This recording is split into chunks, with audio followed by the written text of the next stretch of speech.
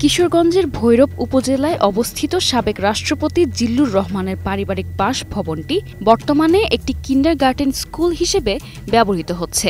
সম্প্রতি ওই বাড়িতে সানফ্লাওয়ার কিন্ডারগার্টেন নামে একটি শিক্ষা প্রতিষ্ঠান চালু হয়েছে। দীর্ঘদিন পরিত্যক্ত থাকার পর বাড়িটি সংস্কার করে স্কুল হিসেবে চালু করা হয়েছে বলে জানিয়েছে কর্তৃপক্ষ। ওয়ালটন এখন দেশের সীমানা পেরিয়ে পৌঁছে গিয়েছে 50টিরও বেশি দেশে। ওয়ালটন, ঘরে ঘরে, বিশ্বজুড়ে। স্কুল কর্তৃপক্ষ জানিয়েছে, জিল্লুর রহমানের বাসভবনটি স্কুল কর্তৃপক্ষকে ভাড়া দেয়া হয়েছে। জিল্লুর রহমানের বংশধর মরহুম তারা মিয়ার ছেলে নঈম শিক্ষা প্রতিষ্ঠানটির অংশীদার। কিন্ডারগার্টেনের মালিক জিল্লুর রহমানের চাচাতো ভাই ভৈরবের প্রবীণ শিক্ষক অধ্যক্ষ আব্দুল বাসেত। তার অংশীদারের সহায়তায় বাসভবনটি ভাড়া নেওয়া হয়েছে। তবে ভবনটির নিচতলায় স্কুল পরিচালনা করা হলেও দোতলা ভাড়া দেয়া হয়নি। স্থানীয় সূত্রে জানা গেছে, গত 5 অগাস্টের পর জিল্লুর রহমানের একমাত্র ছেলে নাজমুল হাসান পাপনেরও কোনো খোঁজ পাওয়া যায়নি। অনেকের ধারণা পাপন সপরিবারে বিদেশে পালিয়ে গেছেন। 5 অগাস্টের পর থেকে প্রায় 1 বছর পরিত্যক্ত অবস্থায় ছিল বাড়িটি। কেউ ওই বাড়িতে যায়নি বা সংস্কার করেনি। বাসার প্রধান গেটটি সবসময় তালাবদ্ধ থাকত।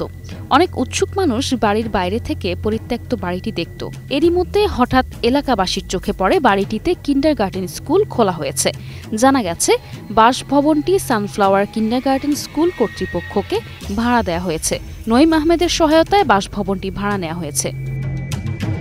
এ বিষয়ে কিন্ডারগার্টেনের মালিক অধ্যক্ষ আব্দুল বাসেত বলেন, তার স্কুলটি 1987 সালে প্রতিষ্ঠা করা হয়। তখন জিল্লুর রহমানের চাচাতো ভাই তারা মিয়া তার পার্টনার ছিলেন। তিনি মারা গেছেন। এখন তার ছেলে নঈম পার্টনার হিসেবে তার সঙ্গে আছে।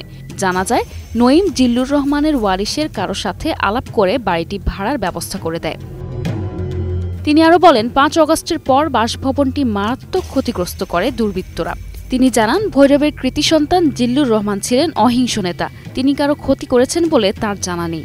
বাসভবনটির সংস্কার করতে তার অনেক টাকা খরচ হয়েছে।